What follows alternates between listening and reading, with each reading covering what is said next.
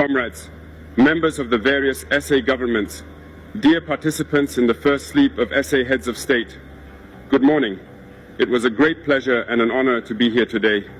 A blessed date, a memorable date, July 6, 2024, here in Niamey. First of all, let us give thanks to God who made this day possible. We thank Him for everything He has done for us until today, and everything He will do for the people of the AES. Please allow me also to pay tribute to the Nigerian people, these people who have suffered so much since the advent of the CNSP, and who continue to remain standing. Thank you to the Nigerians who gave us a warm welcome yesterday when we set foot on the soil of our homeland here. You are more than friends, you are more than neighbors, you are our brothers, you are our sisters. Because fraternity goes beyond friendship or neighborhood. We have the same blood flowing through our veins.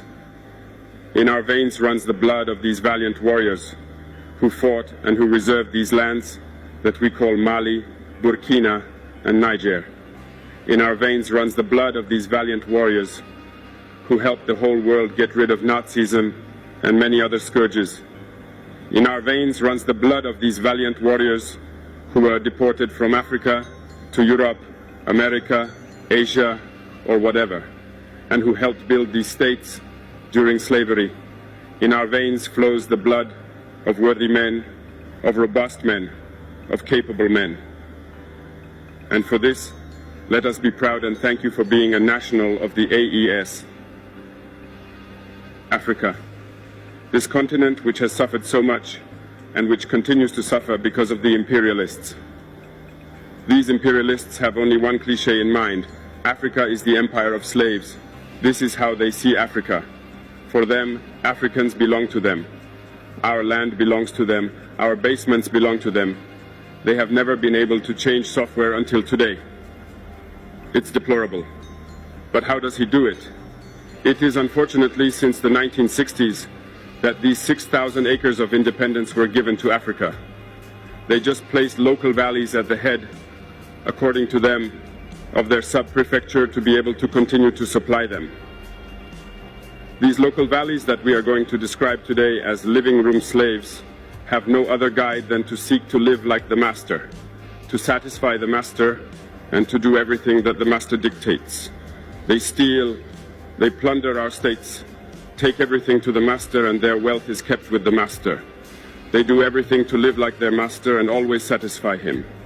When the master commands, they execute. Do you know who these parlor slaves are? We will explain to you what it is. These are individuals who have no dignity, who have no morals, who have no personality. But the slave master always knew how to identify these individuals. They are always ready to betray their brother to satisfy the master. They have betrayed us since independence, and others continue to betray us until today for the benefit of their master.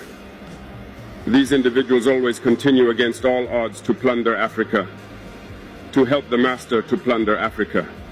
They like to say it every year. In their economic survey, Burkina is the poorest country, Mali is the poorest country, Niger is the poorest country. We are ranked among the last. All right, if we are as poor as they say, but when the time came to take responsibility, we asked these masters to leave the place. Why don't they want to leave? Because we take the case of Niger.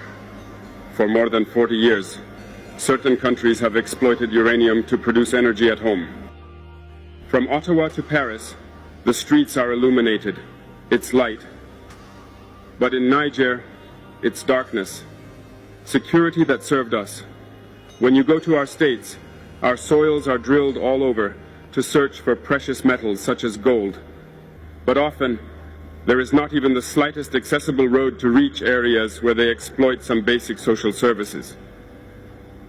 This is why we decided to revolt and take the destiny of our countries into our own hands.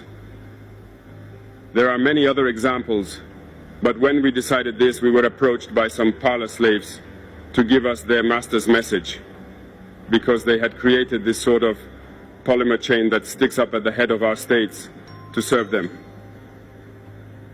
And we have come to break the chain, and it's inconceivable for them. They therefore approached us and asked us to join the ranks to form part of the elite who must lead Africa because they have a trained and formatted elite who must follow, who are embedded in this chain. We refused to join their ranks, and from then on, hostilities began. They have led several mercenaries, trainers, and agents into our areas who have descended into the Sahel to hope to carry out barbaric, cowardly attacks against our populations, to hope to revolt them. In addition to these attacks on the ground, communicational attacks, manipulation, disinformation, etc., are full in their souls. But the people of the Sahel have understood, and we will never be able to manipulate them again. They know where they come from, they know what they are doing, and they know where they are going. We are not going to allow this anymore. People are awake, and people are fighting today, not for ourselves, but for generations to come. And thank you all for the fight that is being fought. It never makes us cry. We are not going to tremble. We will face. We will fight for real independence, for our freedom. Because to scare the people of the AES, these individuals only have 3 terms in their mouths: democracy, freedom, human rights. Of course, their local values are only elected in a democratic process, free and transparent to, according to them, their values. What could be more normal that people want to impose this on us because they are the ones who make the rules, all right? We decided to take responsibility for ourselves. This is why on May 26, 2023, when Niger decided to turn the page, the slaves of Salon and their masters mounted the high horse. They put their local values forward and decided to wage war against the Nigerian people.